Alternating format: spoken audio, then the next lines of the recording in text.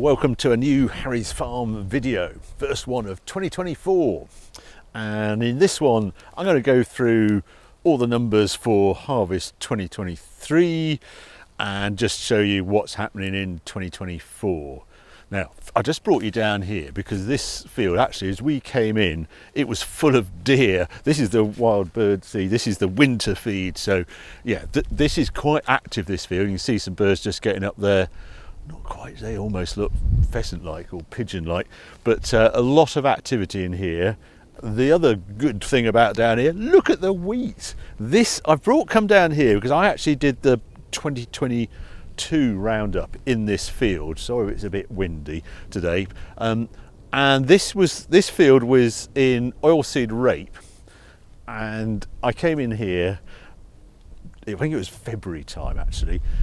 There wasn't a plant to be seen, and this field we had to write off completely for oilseed rape. You'll hear a lot about oilseed rape for 2023, and now look at it. This is a really wet field, so we've had all this rain, and even with that I've got a fantastic crop of wheat here. Basically it's been rested for 1 year because the failed oilseed rape. There was a little bit of nitrogen in the soil, and as soon as we put it in, and it's just charged up. But it is all changed for 2024. But before we get there, let's go through some numbers for 2023. I brought out the notes I used Feb 23 just to look down it, and that year 2022 was actually a pretty good year. We ended up, as I calculated, now this is a farm profit before any drawings or machinery costs for the combine in the sheds and those sort of things. I used contractors to do the drilling and for all sprays and fertilizer and that sort of thing. So, and in 2022 it was plus £37,000, which was good. It was above my 5-year average of 22k.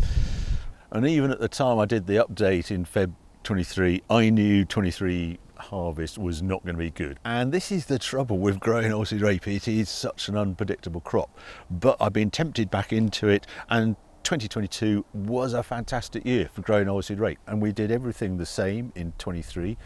As I say, February written off 10 hectares already. This field just didn't grow, and as the year went on, we had a crop there. We had pigeon damage, but I hoped it would recover. It was hybrid variety, but then this cabbage stem flea beetle hit, and it's just the most annoying pest, because you have a crop of oilseed rape that's coming through the ground in March, April, starting to look as though it's got promise, and it just keels over, and it's the larvae hatching in the actual plant itself, kills the growing tip, and that was it. But it had branched, and I thought, well, it's got hybrid vigor. I can't put anything else in this ground because we'd use a curb herbicide. The numbers didn't stack up. So I thought, well, let's just see what we can get off this crop. And in the end, from the 110 acres that we actually drilled in August 22, I'd budgeted 125 tonnes or something like that, which was,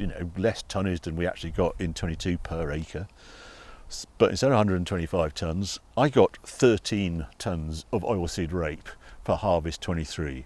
That put a £50,000 hole in the accounts, and yeah, it was basically 23 turned out to be my worst harvest ever on this farm, almost the worst ever as I can remember from my first harvest in 1986-7 time. And that's despite the winter wheat actually doing really well for harvest 23. We grew Dalsum wheat, and it achieved above average yields for this farm. We did about 3.2 tonnes the acre, and it was mainly second wheat, and it wasn't a great year for high wheat yields, and I'm very pleased with that. And it was also sold pretty well. I do a pool with ADM Agriculture. They're responsible for the selling of the wheat. I sold it for harvest movement at the beginning of the year when we put it in the ground, and they achieved £192 a tonne net off farm, and as I say, it all went at harvest, and that's about £20 above the market. If I was actually selling today, it's still around the £173, so it's still £20 more than I would have received if I'd sold it on a day. But even with that, we turned a profit from 22 from plus 37,000 to a profit before machinery, before drawings, before anything, before fences repaired, anything, of minus £15,660. It's the sort of profit where you get to know your bank manager well, because you've got a £50,000 hole. And that once it was realised, that was it. No more oilseed rape on this farm. I discussed it in a previous farm video that we were looking at replacing break crops in this farm and perhaps doing a 2-year lay. There's things on offer now from DEFRA, so we move away and replace the break crops with a legume mix or something. I've investigated all of that, and I've actually gone into a stewardship agreement, new mid-tier as it's termed, countryside stewardship agreement, and half of this farm will now be rested, basically. They call it enhanced stubble, and that is my way of rescuing the accounts. And it's all changed. So this year, 2024, is my last year cropping the whole farm, and it makes a significant change. By doing this, I'll go through more details as the year goes on, but I'm basically de-risking the business. I cannot afford have another £50,000 hit. My next worst year was in 2020 because of the drought. That was a terrible year, but I think that was still minus 3,500. So I thought that would be my worst ever year until 2023 came along. By de-risking the farm, by going into all these environmental schemes, it means I'm not exposed to the market, I'm not exposed to cabbage stem flea beetle, all the risk that goes with farming, I'm not exposed to climate change, the way we're getting all this rain now, and I have a much steadier income stream as I farm the farm in a completely different way. But actually, weirdly, 24 is looking, I say now, £40,000 profit, completely different year, but it's just a sea change. It's very odd as we go forward. Is this really the way forward for farming in Britain? Who knows, but that's the route we're now taking. So let's have a look around the farm, and I'll explain more as we go round. Now this wheat here, this is a tricky field because it lies really wet at this end of the field, as you can tell from this. But remarkably, this year we just got it bang on. It was good conditions when we drilled, and we just about got away with it. And then, as we all know, it never stopped raining in October. And when we put a pre-emergent weed killer on it and just left some tracks, unfortunately, with the sprayer, but they're 36 metres apart. We used 36-metre tram lines on this farm. And all is good here. This field hasn't had anything with it. It's grown away. This is how I expect it to look at this stage. It's sort of resting, it's put its roots down, and I'm dead chuffed with it. Now, this field is actually changed because it's such a tricky field and it's not normally as good as this. This bottom half of this field I've put into wildflower margin and AB8, as it's termed on the stewardship scheme, because it does lie so wet. I look at it now and think, well, should we be doing that? But this is exceptional. This is as good as this field's looked all year. And by putting it into that margin, it means it's mainly a grass mix with wildflowers, and it will grow through. We won't have to replant it. The trouble with wheat, it's an annual. You keep having to cultivate the ground, drill it and put it up. The great thing about grass, it's a perennial. So once we put it in, it's a 5-year scheme. This bottom half we will no longer crop. So it's a big change, but that's for next year. So we harvested this year.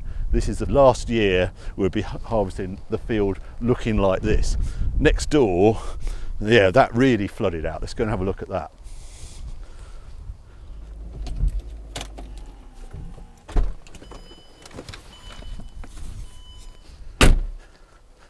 Right, this is fuzz ground, and this is a field that is now in a third wheat. are not looking great.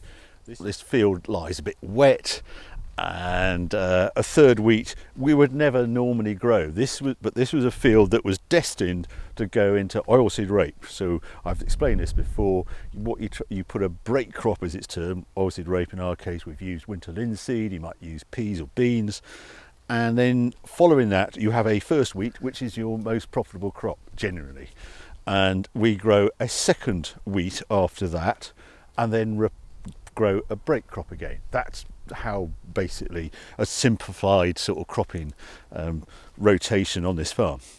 Now this field, as I say, should have gone into oilseed rape, but after the experience of 23, that's it. I went in for the stewardship. You had to apply by the 14th of August, but we never heard anything. So I planted some wheat here just to put something in the ground while I heard if I was going to be accepted into the stewardship scheme. It came through just before Christmas, and so this field, well, where we're walking now, if I put some rows in, I don't know if you can see, but this half of the field is another area where we're going to put a grass margin with wildflowers in on this area, because this floods down here. I've puddled around in there, down there, and there's a big pond at the other end. In this light I can just about see some green growing, but it's not looking very happy. And yeah, so this is the big change on this farm, where basically no more break crops. And I was looking, this 24 harvest is a bit odd because we've put everything in because we couldn't guarantee that we're going to be accepted into this scheme. So you sort of carry on vaguely as normal, waiting to hear. But by 25 harvest, and this is the trouble with farm, you are working that much forward, you're working with the seasons. We'll only grow 125 acres on the farm, so, and it'll all be in wheat, and the rest of it will be in these environmental schemes, mainly enhanced stubble, but we've got wild bird mix as well, and these plots. And if I look back 2018-19, we were farming 300 acres, so we've actually dropped 60% of the farm acreage into environmental schemes. We are not growing food on that area, and I don't think the public and the government are quite woken up to how the food production in the UK is radically going to change because of these schemes and because break crops have just become uneconomic for various reasons. And yeah, they put out this schedule. I am running a business. I want to de-risk the farm. My way of doing that is to go into these environmental schemes. At no point on the stewardship application and all the options that I go through is food production mentioned at all. It's all about, I've got nesting plots of lapwing, enhanced over stubble, flower rich margins and plots, winter bird food, haymaking supplements, permanent grass on very low inputs, management species rich grassland, and 4 to 6 metre buffer strips on cultivated land. Nothing rewards me for growing food, which used to be the farmer's job. And I heard George Eustace on Radio 4 the other morning saying that they do look at food security, but they only look at it every 3 years. And the reports I'm seeing for 24 harvest is we're going to be about 20% less wheat produced than in 23. There are predictions by 2027 that figure will be 75% down. I think that's over-egging it. I think it's going to be around 50% less food grown in the UK by 2027, but that's still a massive amount. Where's this food going to come from? You've got all the troubles in Ukraine. That isn't getting any better. Ukrainian farmers are struggling to plant crops, I'm told. America's producing some, China's producing more, but there is a big change happening in UK agriculture, and they don't do another update. The 3-year anniversary of the next food security update review in the UK is the end of next year. So maybe this will go back into cropping. I do wonder whether it really will turn out to be a 5-year scheme, or we get another government in that says, hang on a minute, we've got too much farmland resting, not growing crops, maybe we ought to review this. But at the moment, that's what's happening. That's what's happening on Harry's farm. I will keep you updated as the months go by. We've got to plant this out. I think I've got to decide whether to actually put this grass margin in on this plot here, or whether to carry on to harvest. It's pretty marginal with the sort of what the wheat looks like. It's really got wet feet, as we term it, this year. This is just drowned out. As I say, there was a big pond there, and wheat doesn't like getting that wet for weeks on end, hence there's nothing really growing here. But yeah, an interesting year coming up. So there you go, there's an update from Harry's farm. Hope you enjoyed it. If you did, keep watching, keep subscribing, more videos coming along very soon.